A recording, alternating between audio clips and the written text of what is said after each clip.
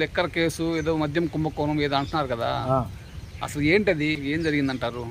Liquor case గురించి మాట్లాడుకోవాలంటే గతంలో 2014-19లో ప్రభుత్వ మద్యం దుకాణాలు లేవు, ప్రైవేట్ మద్యం దుకాణాలే 4380 ఉన్నాయి.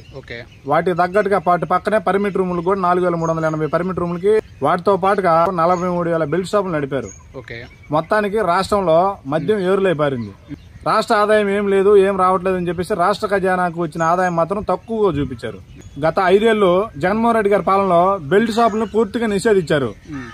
పైగా ప్రైవేట్ షాపులు ఏవైతే 4380 ఉన్నాయో వాటిని ప్రభుత్వ మద్య షాపులుగా మార్చి 2934 షాపులుగా చేసి అమ్మకాలు అనేది కూడా పూర్తిగా చాలా వరకు తగ్గించి అతి తక్కువ మద్యం అమ్మినా కూడా ఎక్కువ ఆదాయం వచ్చింది.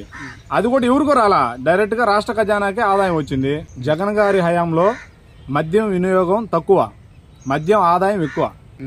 అదే 2014-19 నుంచి కానీ లేదంటే ఇప్పుడు చంద్రబాబు పాలనలో చూస్తే మద్యం వినియోగం అనేది ఎక్కువగా ఉంది, కానీ రాష్ట్రానికి వచ్చే ఆదాయం మాత్రం చాలా తక్కువగా ఉంది. మరి ఇప్పుడు స్కామ్ ఎక్కడ జరిగినట్టు? ఆదాయం అనేది తక్కువ వస్తే స్కామ్ జరిగినట్టుగా ఎవరైనా చెప్తారు, ఎవరు నిపుణులైనా అడిగినా అదే చెప్తారు. కానీ రాష్ట్ర ఆదాయం అనేది ఎక్కువ వచ్చినప్పుడు స్కామ్ జరిగిందని ఎలా చెప్పగలం మనం? ఇప్పుడు రావాల్సింది 100 రూపాయలు వచ్చేటప్పుడు 50 రూపాయలు వచ్చిందంటే మిగతా 50 రూపాయలు ఏమైంది అనేది అది స్కాము. రావాల్సింది 50 అయితే 100 రూపాయల ఆదాయం వస్తే దాంట్లో స్కామ్ జరిగింది ఏంది? ఇంకా ఆదాయం వచ్చింది కదా రాష్ట్ర ఖజానాకి. ఇక్కడ మరి స్కామ్ ఏం జరిగినట్టు? జగన్మోహన్ రెడ్డి గారి హయాంలో మద్యం ఆదాయం డైరెక్ట్ ప్రభుత్వానికే వస్తుంది. ఇందులో కుంభకోణం జరిగేదానికి అవకాశమే లేదు. 2014-2019 వరకు మరియు ప్రజెంట్ ఇప్పుడు కూటమి ప్రభుత్వంలో ప్రైవేటీ షాపులు కాబట్టి ఇక్కడ కుంభకోణం జరిగే అవకాశం ఉంది.